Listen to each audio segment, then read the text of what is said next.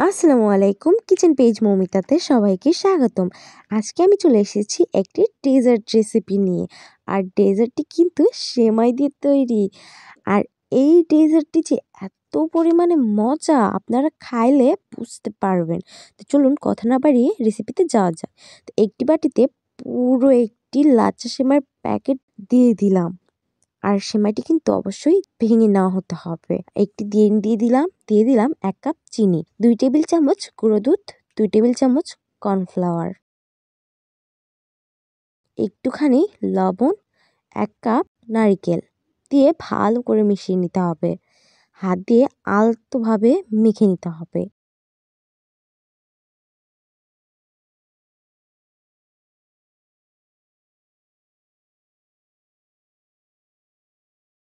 মাখাই কিন্তু হয়ে গেছে। এখন একটি মুখাতে ঘি মাখিয়ে নিতে হবে। এখন সেমাইগুলো দিয়ে সুন্দর একটি শেপ দিয়ে নিতে হবে। দেখতেই পাচ্ছেন সুন্দর একটি শেপ হয়ে গেছে।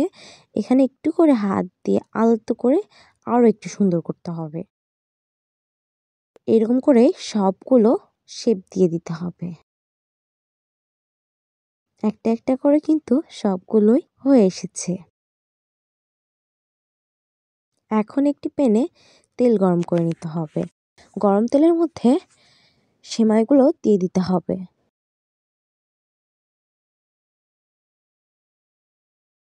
এগুলো এখন উলটপালট করে দিতে হবে।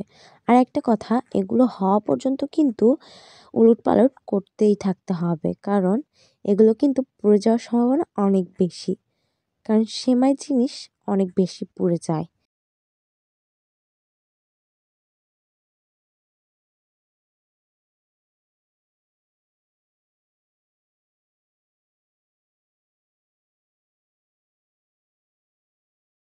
এখন এগুলোকে তুলে নিতে হবে।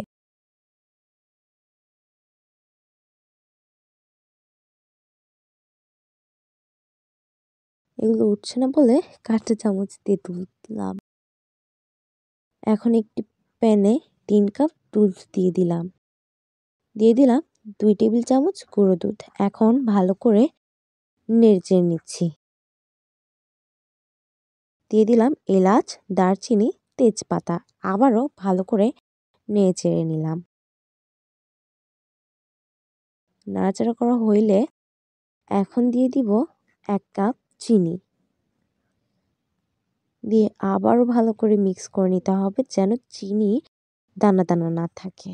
চিনিটা যেন একদম দুধের সাথে মিক্স হয়ে যায়। এখন দিয়ে দিলাম ভেজে রাখা সেমাইগুলো। একটা একটা করে সবগুলো দেওয়া হয়ে গেছে। এখন ভালো করে নেড়ে নিতে হবে। ঢাকনা দিয়ে দিব 10 মিনিটের জন্য। এখন গ্যাসটাকে অফ করে দিতে হবে। দিয়ে একটুখানি ঢাকা দিয়ে রেখে দিতে হবে। এখন এগুলোকে পরিবেশন করার পালা।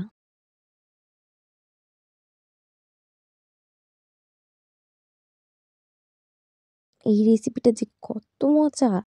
আর এই বাদামটা কিন্তু অপশনাল। বাদাম দিয়েছি এখানে 2-3 প্রকারের। পেস্তা বাদাম, কাজু বাদাম, কাঠবাদাম সবগুলো কুচি করে দিয়েছি।